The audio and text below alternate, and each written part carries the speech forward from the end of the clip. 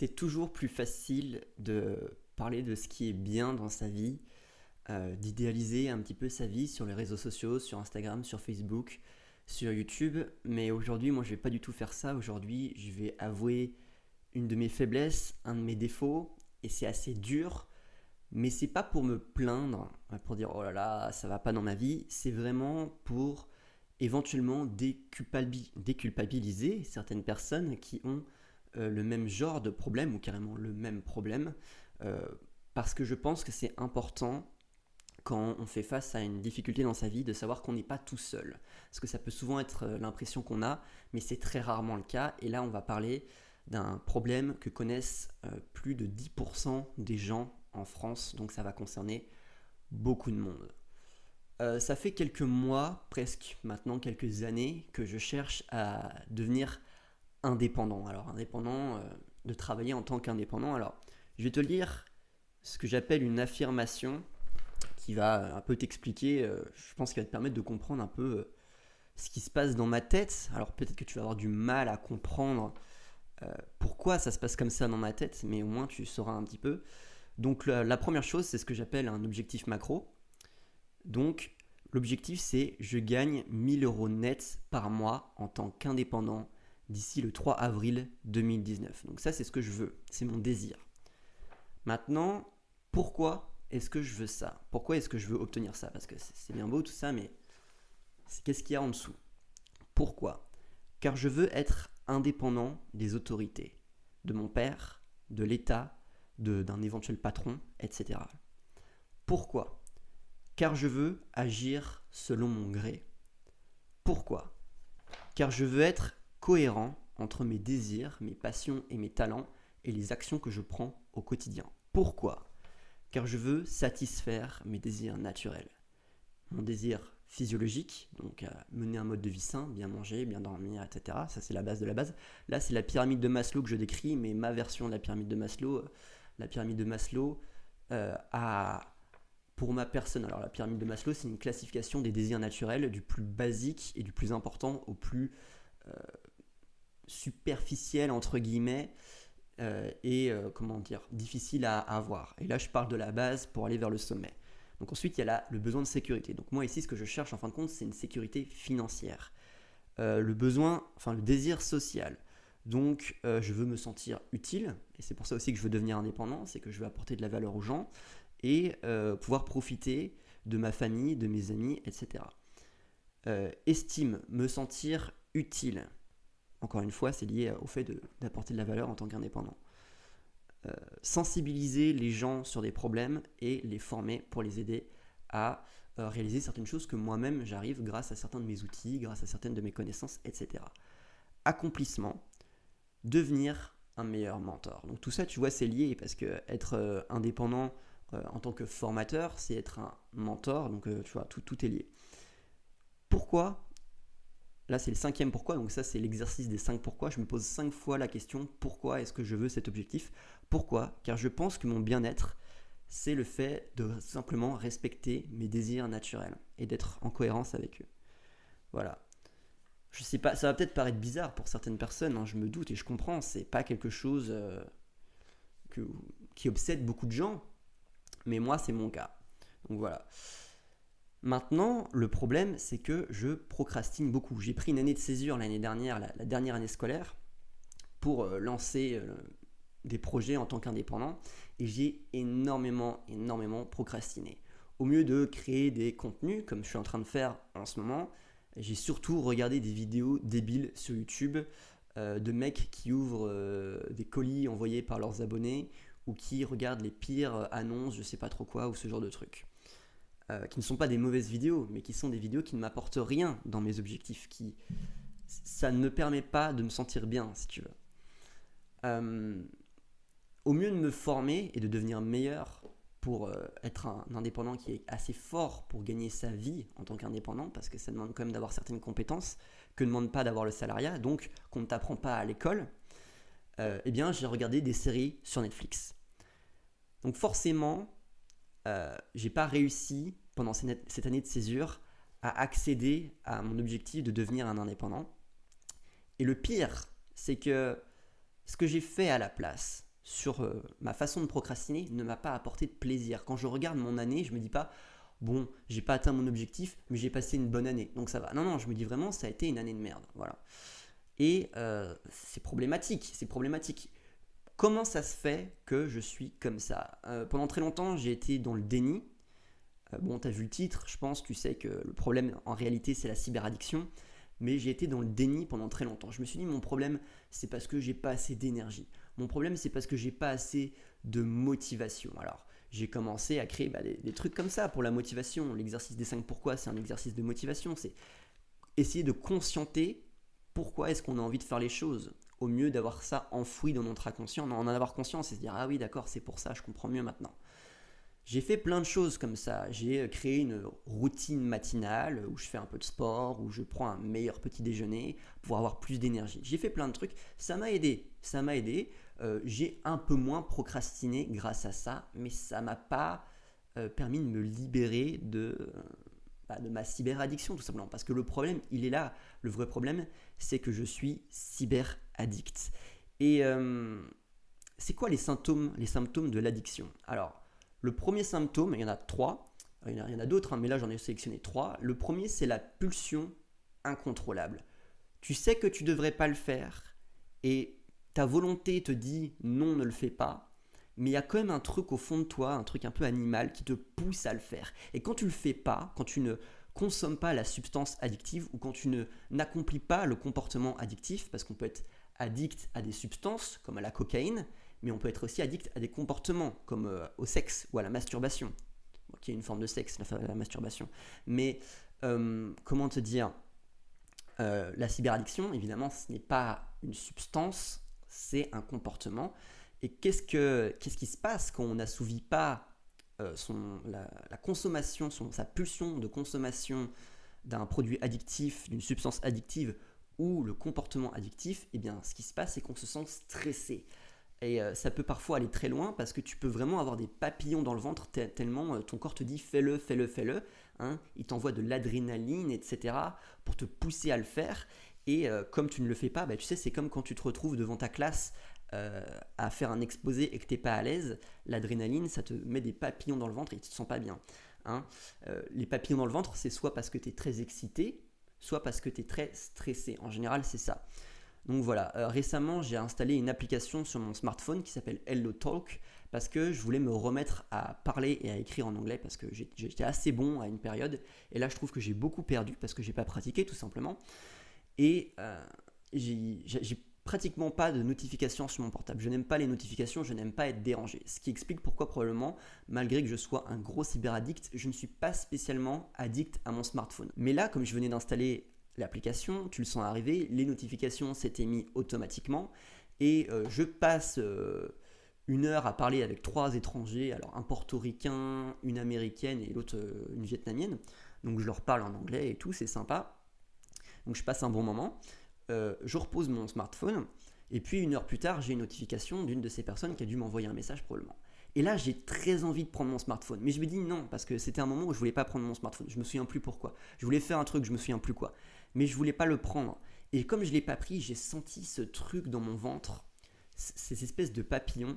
Et j'avais vraiment très envie de le prendre. Et en général, la vérité, c'est que quand tu es addict, tu le fais sans t'en rendre compte. C'est-à-dire que la plupart des addicts au smartphone, à ce moment-là, quand il y a la notification, ils le prennent, le smartphone, ils se posent même pas la question, ils se disent même pas est-ce que c'est le bon moment, est-ce que j'en ai vraiment envie. Non, non, ils le prennent et c'est tout. Ensuite, c'est l'effet boulimie. C'est le fait de... Tu commences à en prendre, tu sais, comme les boulimiques qui commencent à manger, ils se disent je vais juste prendre un gâteau, tu vois, je vais juste prendre un gâteau. Mais comme ils ont une addiction soit au fait de manger beaucoup, soit au sucre, soit au gras, etc., quand ils en prennent un, ils ont envie d'en prendre un deuxième. Ils se disent, bon, je voulais en prendre qu'un, mais je peux me permettre d'en prendre un deuxième, ça va. Puis au troisième, bon, ils y pensent encore, mais ils culpabilisent même plus, là, tu vois, ils prennent le troisième. Et puis, tu connais la suite, 10 minutes plus tard, ça se finit avec un paquet de gâteaux complètement mangé. Parce que c'est comme ça que fonctionne l'addiction, parce que ça te fait perdre le contrôle, en fait. Et vis-à-vis des écrans, moi j'ai ça aussi parce que ça m'arrive très souvent le soir de me mettre dans mon lit avec mon ordinateur portable sur les genoux, de regarder une vidéo sympa sur YouTube. Alors celle-là j'ai choisi, je passe un bon moment, puis je regarde une deuxième, puis je regarde une troisième. Là, je ne réfléchis même plus. Je ne sais même plus pourquoi je regarde des vidéos. Juste, je regarde des vidéos. Quand j'avais commencé à prendre mon ordinateur, je m'étais dit, ah tiens, ce soir, je me couche à 22h, comme ça, je vais avoir 8 heures de sommeil, 9 heures de sommeil, je vais bien récupérer, je vais être bien demain matin. Tu parles, à 22h, je suis même plus conscient de quoi que ce soit, je suis juste consommer de l'information sur Internet, aller sur les réseaux sociaux, etc. Et je me retrouve à minuit, 1h du matin sur mon ordinateur à me dire merde, qu'est-ce qui m'est arrivé? Comment ça se fait? Et je suis surpris à ce moment-là. Qu'est-ce qui s'est passé? Comment ça se fait que je n'arrive pas à me contrôler? Donc ça, c'est le deuxième symptôme de l'addiction. Et le dernier symptôme que j'ai sélectionné, c'est l'agressivité ou au moins l'irritabilité lors du sevrage. Je ne vais pas te donner un exemple comme ça, je vais lire ce que j'ai écrit hier dans mon journal, parce que hier j'ai eu une sorte de crise, et je vais juste te le lire, ça va revenir un peu sur tous les symptômes, et notamment les dernières phrases sur le côté irritabilité, agressivité. Ce matin, je cherchais des remèdes à mes tendinites au coude. Je trouve massage, étirement et froid sont les 3 exercices conseillés par un kiné sur YouTube. Lors du froid, alors du froid c'est quand je me mets du froid sur mon coude pour ma tendinite, tu vois. J'ai peur de l'ennui, donc je choisis d'aller sur YouTube pour me divertir. Première erreur. J'ignore quoi regarder et laisse YouTube me recommander des vidéos. Deuxième erreur. Plus ça défile, plus je me sens fatigué et embrumé. Alors embrumé, c'est un mot que j'utilise souvent pour parler quand j'ai pas l'impression d'avoir les idées claires, c'est un peu embrumé. Ce n'est pas que je manque de volonté d'arrêter, je n'y pense pas et j'ai perdu le contrôle de mes actes. Il n'y a plus de « est-ce que je regarde une autre vidéo ?» Pourquoi est-ce que j'ai envie de regarder une vidéo? Je passe ma matinée à naviguer entre, c'est triste à avouer, mais du porno. Je t'avais dit, c'est pas facile d'avouer ses faiblesses. Des animés et du YouTube cancer à base de « je réponds à vos dilemmes ». Irritable, je suis incapable de profiter du déjeuner délicieux, mangé au soleil en octobre, ce qui est quand même assez incroyable, il faut en profiter, et en bonne compagnie. Donc j'étais avec mon père. Mon père, c'est un mec, on a une bonne relation, c'est sympa d'être avec lui. Et j'étais tellement irrité de ne plus pouvoir être sur mon ordinateur à ce moment-là que j'ai pas pu profiter de ce moment. Ce qui est quand même, c'est chaud quoi, je sais pas, c'est bizarre. Et voilà, donc là on a fait les symptômes et pour un peu marquer ton esprit, je voudrais te faire une comparaison avec l'addiction au tabac. L'addiction au tabac, elle fonctionne pareil, regarde. Pulsion incontrôlable. On connaît tous le mec qui a besoin de fumer sa clope après le repas ou au réveil ou avant le coucher ou à un moment de la journée. Il faut qu'il la fume, tu vois, c'est une pulsion, il peut pas le faire, tu vois, sinon il se sent mal, il se sent stressé. Boulimie, hein, ça c'est le fait que quand tu commences à en fumer une, tu as encore plus envie d'en fumer une deuxième, puis une troisième, puis une quatrième. Et tu sais qu'il y a des mecs comme ça, ou des filles, hein, des mecs, des filles, on s'en fout, qui s'enfilent 10 cigarettes comme ça à un moment dans la journée parce qu'ils sont complètement addicts. Et le sevrage les rend agressifs et irritables. Si tu as un proche qui a déjà essayé d'arrêter la cigarette et qui était vraiment addict, eh bien, tu as dû voir que ça le rendait effectivement assez irritable, voire même agressif envers toi et son entourage en général. Tu vois, ça fonctionne pareil. Alors, avant de continuer, je voudrais préciser un truc pour ceux qui commencent à se dire « Oula, est-ce que je ne serais pas addict moi aussi ?» Petite précision, les degrés d'addiction à quelque chose sont très variables.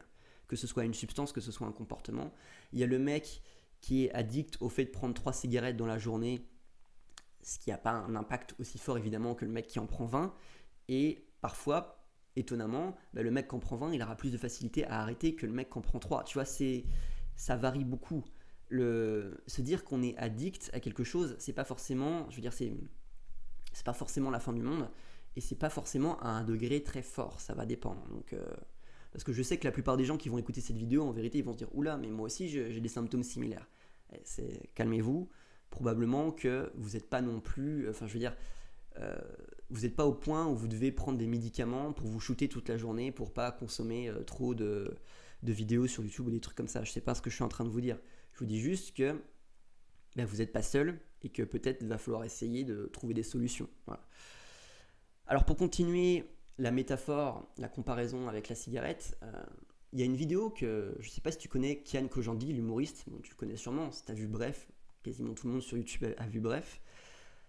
Il a sorti un sketch il y a quelques jours où il parle, qui s'appelle l'addiction. Je vais la mettre en description si j'y pense, rappelez-moi dans les commentaires si j'oublie.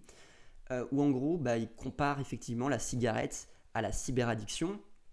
Mais lui, il va encore plus loin parce que, enfin, d'une certaine façon, il va un peu plus loin en disant que quand tu fumes, tu perds 10 ans de ta vie parce que ça te tue 10 ans plus tôt, parce que tu vas faire un arrêt cardiaque, parce que tu vas avoir un cancer des poumons, parce que ta santé elle va se dégrader. Mais, en fin de compte, passer plusieurs heures par jour sur YouTube, alors que, enfin, c'est pas le fait d'y passer beaucoup de temps, c'est le fait d'y passer du temps alors que t'as pas choisi, t'as pas le contrôle, que c'est pas quelque chose que t'as vraiment envie de faire, qu'en fait t'aimerais bien faire autre chose, comme moi j'aimerais bien plutôt bosser sur mes trucs d'indépendant, plutôt que de perdre mes journées sur YouTube, sur Instagram, sur des sites d'animation, ou encore pire, à regarder du porno, tu vois. Et ça te fait aussi perdre 10 ans en fait de faire ça, de procrastiner comme ça. Ça te fait pas perdre 10 ans à la fin de ta vie, ça te fait perdre 10 ans tous les jours, tu vois, un petit peu tous les jours.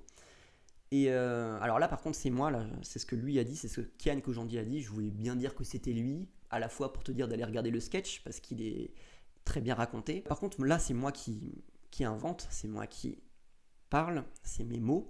Je pense que la cyberaddiction en est au même stade que l'addiction au tabac au milieu du XXe siècle, après la Deuxième Guerre mondiale. Tous les scientifiques qui bossent sur l'addiction, tous les scientifiques qui étudiaient la cigarette à l'époque, ils savaient que c'était mauvais pour la santé, ils savaient que les gens étaient addicts, mais les gens, eux, n'étaient pas encore sensibilisés à ça. L'opinion publique n'était pas encore convaincue de ça. Et on en est au même stade, je pense, aujourd'hui. Les scientifiques, quand tu lis des livres et des thèses sur le sujet, enfin pas des thèses, mais des articles qui résument des thèses, ils vont tous dans la même direction. Ils disent tous, les mecs, c'est une catastrophe. La cyberaddiction, c'est une catastrophe. Il y a énormément de gens qui sont cyberaddicts et ça a beaucoup plus de conséquences que juste oh là là, je perds 1 heure dans ma journée. Non, ça détruit leur attention, ça détruit leurs relations sociales, etc., etc. Comme toutes les autres drogues, comme toutes les autres sources d'addiction, c'est beaucoup plus grave que ce que pensent la plupart des gens en termes d'impact dans leur vie. Et je suis sûr que comme aujourd'hui on regarde les gens au milieu du XXe siècle en se disant oh là là, ils étaient un peu concons à l'époque, ils se rendaient pas compte que ça encrassait leurs poumons de fumer des cigarettes comme ça, comme des pompiers toute la journée. Je pense que dans 50 ans, les gens ils diront la même chose de notre génération. Ils diront la même chose des gens de notre âge, des gens de mon âge. Et de leurs parents, ils diront mais les parents, mais qu'est-ce qui leur passait par la tête de laisser comme ça leurs enfants devant des écrans, sans surveillance, sans les limiter dans la journée. Petite info, je vais faire carrément une vidéo sur ce sujet-là, mais Steve Jobs limitait énormément la cyberconsommation de ses enfants. Un jour, il y a un journaliste qui lui a demandé alors qu'est-ce que vos enfants ont pensé de l'iPad? Il a dit mais ils n'ont jamais vu l'iPad mes enfants, parce qu'ils ne voulaient pas qu'ils le voient. Ils ne voulaient pas qu'ils l'utilisent parce qu'ils savaient que ça pouvait être mauvais. Donc cette vidéo, c'était vraiment pas pour me plaindre, c'était un petit peu pour déculpabiliser les gens, leur faire sentir éventuellement qu'ils n'étaient pas seuls.